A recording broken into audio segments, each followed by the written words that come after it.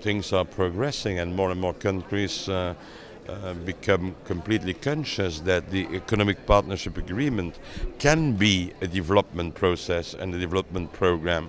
And I try now to put on motion a real dynamic of explanation, campaigning in order to let them understand that it is very important to boost the regional integration. You will not have, for the poor countries, access to the trade world and the international trade without having regional integration. You cannot do that. In fact, what we did and what we did with success in Europe has to be done in Africa, for instance. If you want them to take profit, to benefit from the international globalization, they have to integrate economically and regionally. And we are trying to help them to this. You know also that we have to their disposal a lot of money to do that and to accompany them in this process. Mr. Wilkie Rasmussen, the co-president of the ACP, yesterday said you are not sensitive to the cultural sensitivities, especially when it comes to Africa. What's your response to that? I don't know what is cultural sensitivity. You know, I told them in my speech this morning, you have not two conceptions of men's rights. You have not two conceptions of economic prosperity. You have not two conceptions of redistribution of the prosperity that is created.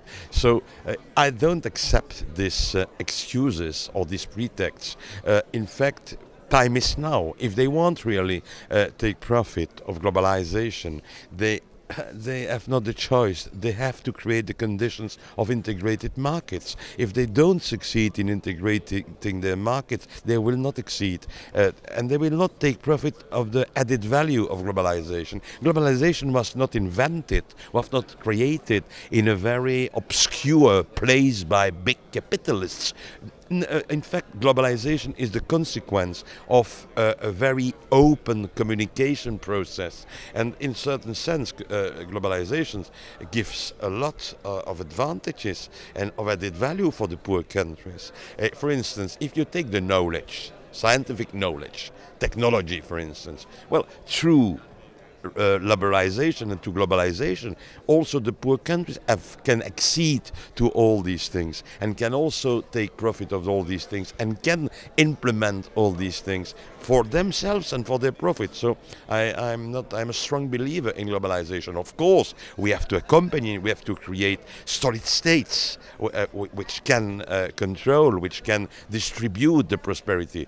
That's the reason why we on the European Commission side, we have decided to have a special envelope with 3 billion euros in order to boost governance, in order to consolidate the states, access to health, access to education, access to justice, access to administration, also access to the primary needs.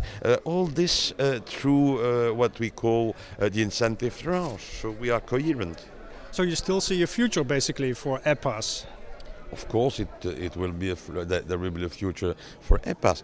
I'm so sure that we will succeed in having full EPAs, but I think now we have to explain, and we have to explain to our partners, and we have also, in a certain sense, to explain to those who, in a too simplistic way, try to make an ideological challenge with the EPAs, that they are wrong. And if they really want the poor countries becoming developed countries and having the same advantages that as we had in Europe, they have to accompany the EPAs. They have to push those countries to make the reforms, the necessary and needed reforms, in order to give them the possibility to accede to the trade world and to the international trade.